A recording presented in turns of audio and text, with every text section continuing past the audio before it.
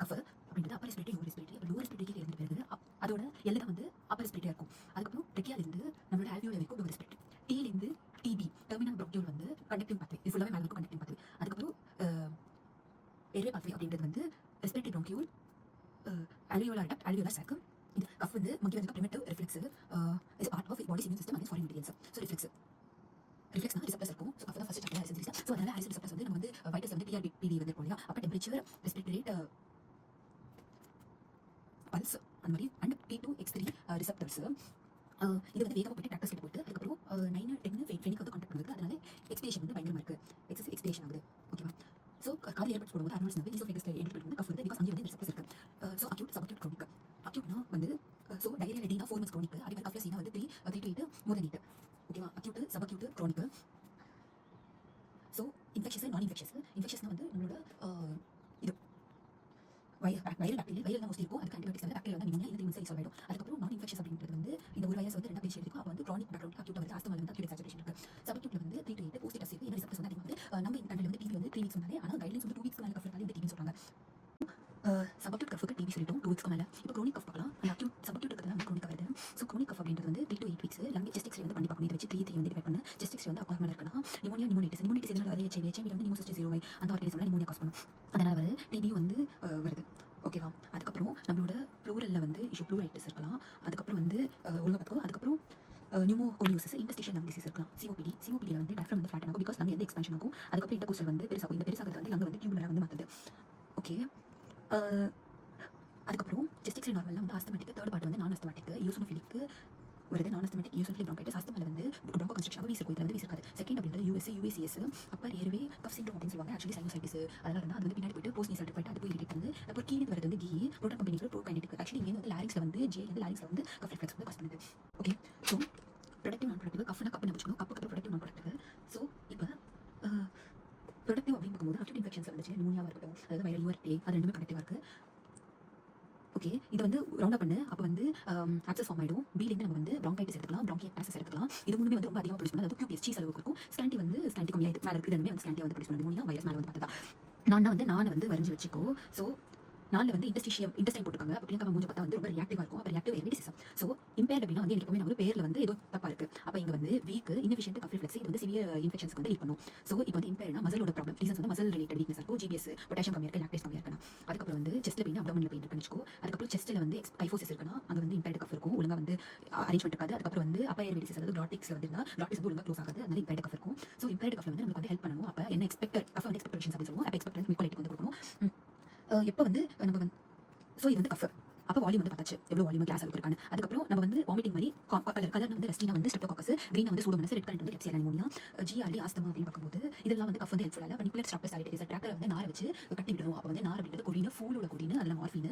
இன்னொன்று வந்து சென்ட்ரல் ஆக்டினா அது என்ன மெக்கானிசம் தெரியாது டெக்ஸ்ட்ரோமெத்தார்ஃபன் அப்படின்னு சொல்லுவாங்க. அதுக்கப்புறம் வேகமாக இருக்குது. அப்போ இப்போ ட்ராக்டரோட வேகத்தை விட நம்ம அதை சப்ரஸ் பண்ணி இன்னும் வேகமாக இருக்கணும். அப்போ வந்து பென்சோதீன் வந்து யூஸ் பண்ணுறோம். அதுக்கப்புறம் ரிசெப்டர்ஸ் அப்படின்றது P2X3 அப்படின்றது வந்து நம்ம பென்ஸ்காக இருக்க முடியாது. ரிசெப்டர்ஸ் வந்து யாருக்காங்கன்னா நம்ம சிஃபா இருக்காங்க. அப்போ சிஃபா பிக்ஸ் அண்ட் ஃபுட் எடுத்துட்டு இருக்கா.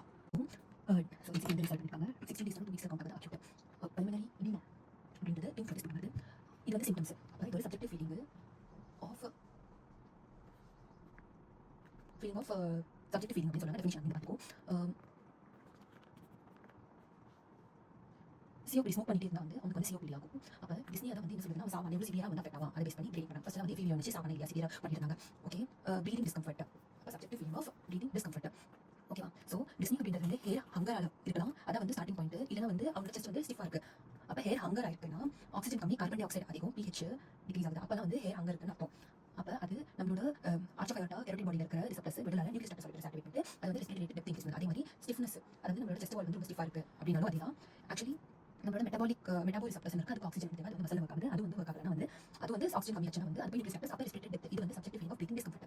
ஸோ இதோட ரீசன் அப்போ டிஸ்னி வேர்ல்டு வச்சுக்கலாம். அப்போ அந்த வாயில் வந்து நம்ம நிமோனியா வந்து போட்டுக்கலாம். அது வந்து one of the reason for டிஸ்னி ரெஸ்பிரேட்டரி காஸ். ஓகேவா. அதுக்கப்புறம் அவங்க கண்ணில் வந்து இன்டர்ஸ்டிஷியல் டிசீஸ்.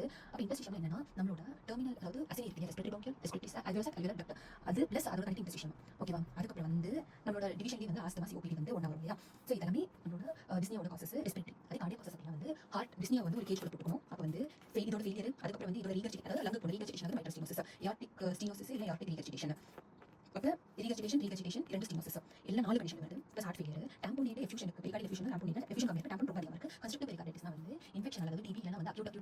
பெரிகார்டைட்டிஸ்னால வந்து ரெண்டு ரீசன் இந்த ரெண்டு பேருக்கு அதனால திக்கான கன்ஸ்ட்ரக்டிவ் ரெஸ்ட்ரிக்டிவ் கார்டியோமைப்படி அது வந்து டெபாசிட் ஆகுது அமைலோட டெபாசிட் நீங்க ப்ரோமோட்டர் சிஸ்டம் ஃபங்க்ஷனால ஹார்ட் வந்து ரெஸ்ட்ரிக்டிவ் ஆகுது. ஸோ இப்போ டிஸ்னியா அப்படின்றது இன்டர்ஸ்டிஷியல் லங்கு, அதுக்கப்புறம் நிமோனியா அப்படின்றது வந்து பேரண்டமசிஸ், அதுக்கப்புறம் கீழே இருக்கிறது ஆஸ்துமா சிஓபிடி. ஆஸ்துமா வந்து அப்பர் ஏர்வே வந்து இருக்குது, லோவர் ஏர்வேல வந்து கனெக்டிங் பாத்வே வந்து ப்ராங்கைட்டிஸ், கனெக்டிவ் ஏர்வே அப்படின்றது வந்து ப்ராங்கைட்டிஸ், சிஓபிடி, எம்பைசிமா அப்படின்றது பேரண்டமா இன்வால்வ் பண்ணி பேரண்டமா. ஸோ ஃபர்ஸ்ட் வந்து கஃபோட வால்யூம் வந்து பார்த்துருவோம். அது சாப்டர். இப்போ டிஸ்னியா அப்படின்னு பார்க்கும்போது டிஃபர் டியூரேஷன் நிறைய மாதிரி வந்து 4 வீக்ஸ் கிடையாது. 4 வீக்ஸ் இங்கே வந்து மந்த் டிவைட் பண்ணிருக்கு. 1 மந்த் மேலே 1 மந்த் கே ஆக்டிவ் க்ரானிக். ஓகே, 1 மந்த் கே ஆக்டிவ் க்ரானிக். ஸோ டிஸ்னியாவோட சிவியாரிட்டி வந்து யார் டிபெண்ட் பண்ணியிருக்கணும், ஏதாச்சும் சிஓபியை வந்து டிஸ்னியா சிவியாரிட்டி வந்து டெஸ்ட் பண்ணுறாங்க. அது வந்து இப்போ அவங்க ஆர்சி பண்ணுறோம் modified medical research council modified work. அப்போ வந்து கிரேட் 0 வந்து யாருக்குமே வந்து மெயின்டைன் பண்ணாது. ஓகேவா, எல்லாமே நார்மலாக இருக்கும். Very strenuous exercise. மெடிக்கல் அப்படின்ற மெடிக்கல் ஸ்கொயரில் வந்து கிரேட் 1 அப்படின்றது வந்து வெர்டிகல் வந்து ஹாரிசான்டல் மெடிக்கல் ஸ்கொயரில் ஹாரிசான்டல் ஒர்க் பண்ணுவோம். கொஞ்சம் சைட் எலிவேஷன் வந்து ரிசர்ச் வந்து சர்ச் பண்ணணும் எல்லாத்தையும். அப்போ திரும்பி சர்ச் பண்ணணும். அப்போ வந்து 2 டைம் சர்ச் பண்ணணும். 2 சர்ச். அப்போ வந்து ஃப்ரெண்ட் கூட போகிறது கஷ்டமாக இருக்குது, அதனால ரெஸ்ட் பண்ணணும்.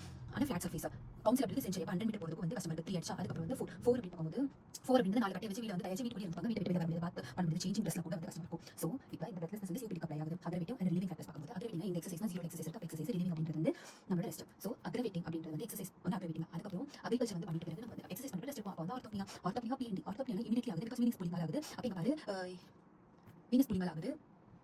அப்போ இங்கே பாரு இங்கே வந்து டயஃப்ரம் மேலே போய் இன்டெஸ்டைன் வரதுனால அதுக்கப்புறம் வீனஸ் வந்து புல் ஆகுது. 2 ரீசன் அது இமிடியேட் ஆகுது. இது வந்து ரெம் ஸ்லீப் வந்து தேவை நமக்கு. அந்த பேஷண்ட் வந்து இனிமாவும் இருக்கும் காலையில் லங்ல வந்து ஆல்ரெடி பேஷண்ட் இருக்கும். அதனால இது ஸ்பெசிஃபிக் சைன். அப்போ சிம்பத்திக் வந்து ஆக்டிவேட் ஆகுது 90 to 120 மினிட்ஸ்க்கு அப்புறம். 90 அப்படின்றது என்னோட செஷன் 90 மினிட்ஸோட செஷன் இருக்கு. போமோடோரோ அப்படின்றது 30 to 40 மினிட்ஸ் அப்புறம் ரிசால்வ் ஆகுது. ஏன்னா வந்து சிம்பத்திக் ஆக்டிவிட்டி ஜெனரேட் போயிட்ட பிறகு கொஞ்சம் நேரம் கம்மியாகுது. ட்ரிப் அப்படி ட்ரிப் போகும்போது சைடில் தூக்கிட்டு இருக்கும். அப்போ இங்கே வந்து எஃப்யூஷன் இருக்கு, இல்லைனா இனிமோடாக்ஸ் இருக்கு. அந்த பக்கம் படுக்கும்போது கஷ்டமாக இருக்கும். டாக்டிக் அப்படின்றது வந்து பிளாட் சர்ஃபேஸ். இப்போ இந்த பர்சன் வந்து உட்காந்து காரணத்துக்கு ஏஎஸ்டி ஹெப்படோபல்மனரி சிண்ட்ரோம் வந்து டாக்டிக் வரும். ஓகேவா, நான் க்ளூன்னு சொல்கிறேன். ஸோ க்ளூ டிஸ்னியாவில் வந்து ஏ இருக்குது. அனிமியோட ப்ரெசென்ட் இருக்காங்கன்னா வந்து நம்மளோட ஜெனரல் எக்ஸாமினேஷன் வந்து வேலை கிடைக்கும். அது வந்து ஜிபி வந்து ரைஸ் ஆகிருக்கு, ரைட் ஹார்ட் ஃபெயிலியர் இருக்குது அனிமி அப்படின்னு சொல்லிட்டு வைட்டல்ஸ் ஜிபி வந்து ரைஸ் ஆகிடுச்சுன்னா அனிமியா இருக்குது. அப்போ ரைட் ஹார்ட் ஃபெயிலியர். இது வந்து அனிமியால தான் வந்து இவருக்கு டிஸ்னியா வந்து கண்டுபிடிச்சலாம். அதுக்கப்புறம் பீலேருந்து வந்து நம்மளோட பல்சஸ் பேரடாக்ஸஸா அதை பார்க்கலாம். பல்சஸ் பேரடாக்ஸஸ் வந்து டியூரிங் இன்ஸ்பிரேஷன் வந்து இப்போ ஹார்ட் இருக்குன்னு சொல்லுவேன். அப்போ இன்ஸ்பிரேஷனில் வந்து வால்யூம் அதிகமாக போகும். அதுக்கப்புறம் வந்து கேஸ் எக்ஸ்சேஞ்ச் கூட நிறைய டைம்ஸ் பண்ணிட்டு எக்ஸ்பிரேஷனில் தான் வந்து இந்த ஹார்ட் வருது. அப்போ இன்ஸ்பிரேஷனில் வந்து இப்போ இன்ஸ்பிரேஷன் அண்ட் எக்ஸ்பிரேஷன் பிபி வந்து டிஃபர் பண்ணும்போது எக்ஸ்பிரேஷனில் நிறைய இருக்கும். அப்போ வந்து எக்ஸ்பிரேஷனில் ஃபால் வந்து 10 இருக்கும் யூஸ்வலி. எக்ஸ்பிரேஷனில் வால்யூம் அதிகமாக இருக்குது. அப்போ வந்து ப்ரெஷர் அதிகமாகும். இன்ஸ்பிரேஷனில் வந்து வால்யூம் கம்மியாக ரைட் இருக்குது, அந்த ப்ரெஷர் கம்மியாகுது. அதை விட ரொம்ப கம்மியாச்சுன்னா அதாவது பல்சஸ் பேரடாக்ஸஸ். இது இந்த கண்டிஷனில் வந்து நம்மளோட டிஸ்னிக்கு கீழே இருக்கிற பார்ட், அதாவது ஆஸ்துமா சிஓபிடி வந்து கிரானிக் ஆஸ்துமா இருக்குது, கிரானிக் சிவி ஆஸ்துமா சிஓபிடி வருது. அதுக்கப்புறம் வந்து கார்டியாக் டாம்போனிடு வந்து கார்டியாக் இது கன்ஸ்ட்ரக்டிவ் பெரிகார்டைட்டிஸ். ஏன்னா வந்து இதில் வந்து ரொம்பவே டிக்ரீஸ் ஆகிருக்கும் எக்ஸ்பிரேஷனில். தெரியல, கொஞ்சம் நல்லா மெக்கானிசம் பார்க்கணும். இது டவுட்டாக இருக்குது. அதுக்கப்புறம் சி அப்புறம் கிளப்பிங் டிஸ்னியா கூட கிளப்பிங் வந்து சேர்க்கலாம். கிளப்பிங் வந்து சைனோடிக் ஹார்டிசஸ் இருக்குன்னு அர்த்தம். இன்னும் லங் ரிலேட்டட் என்ன ப்ராங்கியல் பாசஸ், அதுக்கப்புறம் பஸ் அதாவது சூப்பரேட்டிவ் லங் டிசீஸ் வந்து நம்மளுக்கு இது வரும். ஓகேவா, இப்போ ஜேபிபியில் வந்து வைவே வந்து கன்ஸ்ட்ரக்டிவ் பெரிகார்டைட்டிஸ் கார்டியாக் டாம்போனிட்ல வந்து வைவே இருக்காது. ஏன்னா நம்ம வந்து டயஸ்டல் பார்ப்போம். அப்போ வந்து ஐசோலிமெட்ரிக் அதாவது ப்ரோட்டோடயஸ்டோல் ஐசோலிமெட்ரிக் ரிலாக்ஸேஷன், அதுக்கப்புறம் மேலே ஊற்றும் இல்லையா passive feeling, rapid rejection, rapid feeling, slow feeling இருக்குது. அந்த பாசிவ் பீரியட்ல வந்து என்ன நடக்குதுன்னா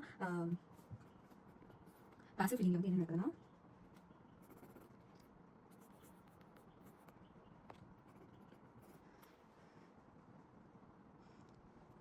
இது வந்து டைலேட் ஆகுது. அதனால வை வந்து ப்ரெஷர் வந்து டிக்ரீஸ் ஆகுது. ஆனால் இங்கே கன்ஸ்ட்ரக்ட் ப்ரெஷர் வந்து ரொம்ப கம்மியாக இருக்கும். ராஸ்ல வந்து ஆன்ஜியோடென்சின் அல்டோஸ்டெரான், அதனால பிபி இன்க்ரீஸ் ஆகுது. ஆன்ஜியோடென்சின் டென்சிவ் வந்து வாய்ஸ்ல வந்து ப்ரெஷர் வால்யூம் ப்ரெஷர் இன்க்ரீஸ் ஆகுது. அல்டோஸ்டெரான் அப்படின்றது வந்து ப்ரெஷர் வந்து அல்டோஸ்டெரான் அப்படின்றது வால்யூம் இன்க்ரீஸ் பண்ணுது. அப்போ ஸ்ட்ரோக் வால்யூம் இன்க்ரீஸ் ஆகுது. அதனால சிஸ்டர் பிபி இன்க்ரீஸ் ஆகுது.